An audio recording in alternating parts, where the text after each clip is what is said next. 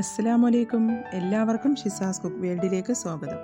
ഓണസദ്യയിൽ നമുക്ക് ഒഴിവാക്കാൻ പറ്റാത്ത ഒരു വിഭവമാണ് അവിയൽ എന്ന് പറയുന്നത്.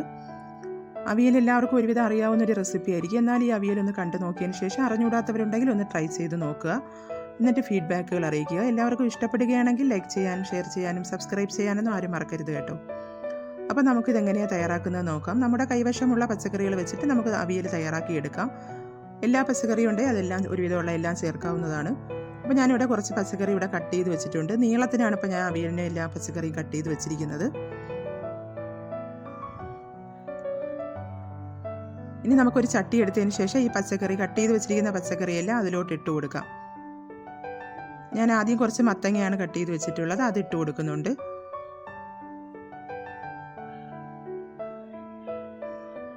പിന്നെ കുറച്ച് കുമ്പളങ്ങയാണ് എടുത്തിട്ടുള്ളത്, അത് ഇട്ട് കൊടുക്കാം. കുറച്ച് വെള്ളരിക്ക, പച്ചക്കായ എടുത്തിട്ടുണ്ട്, ഉരുളക്കിഴങ്ങ് എടുത്തിട്ടുണ്ട്, ക്യാരറ്റ് എടുത്തിട്ടുണ്ട്, പടവലങ്ങ എടുത്തിട്ടുണ്ട്. പിന്നെ ഒരു 3-4 വെണ്ടയ്ക്ക കട്ട് ചെയ്ത് വെച്ചിട്ടുണ്ട്, അതും കൂടി ഇടുന്നുണ്ട്. കുറച്ച് പയർ കട്ട് ചെയ്ത് ഇട്ട് കൊടുക്കുന്നുണ്ട്. പയറിന് പകരം നമുക്ക് ബീൻസോ അമരപ്പയറോ എടുക്കാം. കത്തിരിക്ക കട്ട് ചെയ്ത് ഇട്ട് കൊടുക്കുന്നുണ്ട്. 3 പച്ചമുളകും കൂടെ കട്ട് ചെയ്തത് ഇട്ട് കൊടുക്കുന്നുണ്ട്.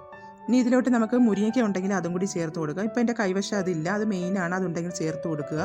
കുറച്ച് കറിവേപ്പില, ആവശ്യത്തിന് ഉപ്പ്, ഒരു 1/2 ടീസ്പൂൺ മഞ്ഞൾപ്പൊടിയും ആവശ്യത്തിന് വെള്ളവും കൂടി ചേർത്ത് ഒന്ന് സ്പൂണിന് മിക്സ് ചെയ്തതിന് ശേഷം നമുക്കിതൊന്ന് മൂടി വെച്ച് കുക്ക് ചെയ്യാവുന്നതാണ്.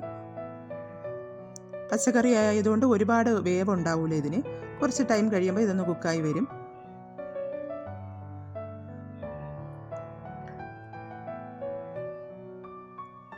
ഇപ്പോൾ ഇവിടെ അത് മൂടി വെച്ചിട്ടുണ്ട്. ഇനി നമുക്കത് ഒരുവിധം കുറച്ച് സമയം കഴിഞ്ഞിട്ടുണ്ട്. അപ്പോൾ നമ്മുടെ പച്ചക്കറിയൊക്കെ ഇവിടെ റെഡിയായി കാണും. നമുക്ക് നോക്കാം. ഇപ്പോൾ എല്ലാം നല്ല വെന്ത് വന്നിട്ടുണ്ട്. ഇനി ഇതിലോട്ടൊരു അരപ്പരച്ചിടാനുണ്ട്. അതിനായിട്ട് ഞാനൊരു മിക്സിയുടെ ജാർ എടുത്തിട്ട് അതിലോട്ട് ഒരു അരമുറി തേങ്ങയാണ് എടുത്തിട്ടുള്ളത്, അതിട്ട് കൊടുക്കാം. ഒരു 7-8 ചെറിയ ഉള്ളി ഞാൻ എടുത്തിട്ടുണ്ട്, അതും ഇട്ട് കൊടുക്കുന്നുണ്ട്. ഒരു 3-4 വെളുത്തുള്ളി, ഒരു പച്ചമുളക്, കുറച്ച് കറിവേപ്പില, ഒരു 1/2 ടീസ്പൂൺ ജീരകം, ഇതെല്ലാം കൂടി ചേർത്ത് ഒന്ന് ക്രഷ് ചെയ്തെടുക്കാം. ഒരുപാട് അരഞ്ഞു പോകണ്ട. ഇപ്പോൾ ഇതിവിടെ അരച്ചെടുത്തിട്ടുണ്ട്. ഇനി നമുക്ക് അതിലോട്ട് ഇട്ട് കൊടുക്കാം, പച്ചക്കറിയിലോട്ട് ഇട്ട് കൊടുക്കാം.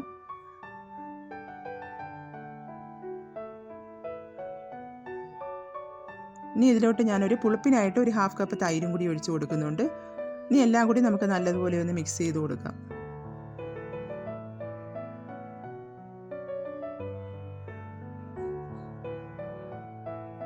ഇതെല്ലാം മിക്സ് ചെയ്തതിന് ശേഷം ഒരു 2 മിനിറ്റും കൂടെ നമുക്ക് ലോ ഫ്ലെയിമിൽ ഒന്ന് ഇടാം.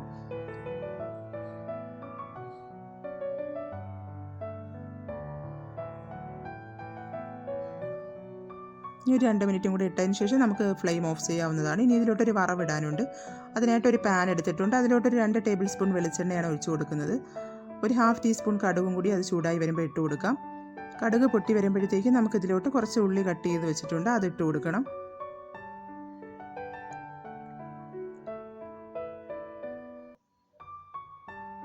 ഇനി കുറച്ച് വറ്റൽമുളകും കറിവേപ്പിലയും കൂടി എടുത്തിട്ടുണ്ട്, അതും കൂടി ഇട്ട് കൊടുക്കാം.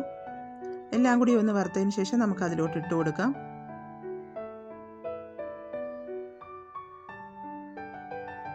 ഇത് നമ്മുടെ അവിയലിലോട്ട് ഇട്ട് കൊടുക്കാം. ഇപ്പം നമ്മുടെ അവിയൽ ഇവിടെ റെഡിയായി വന്നിട്ടുണ്ട്. വളരെ ടേസ്റ്റി ആയിട്ടുള്ളൊരു വിഭവമാണിത്. സദ്യയിൽ നമുക്കിത് മസ്റ്റാണ്. അപ്പോൾ എല്ലാവരും ഇതൊന്ന് ട്രൈ ചെയ്ത് നോക്കുക. ഫീഡ്ബാക്കുകൾ അറിയിക്കുക. എല്ലാവർക്കും ഇഷ്ടപ്പെട്ടാൽ ലൈക്ക് ചെയ്യാനും ഷെയർ ചെയ്യാനും സബ്സ്ക്രൈബ് ചെയ്യാനും ആരും മറക്കരുത് കേട്ടോ. അടുത്ത പ്രാവശ്യം നല്ലൊരു റെസിപ്പി ആയിട്ട് വരാം. Okay, thank you.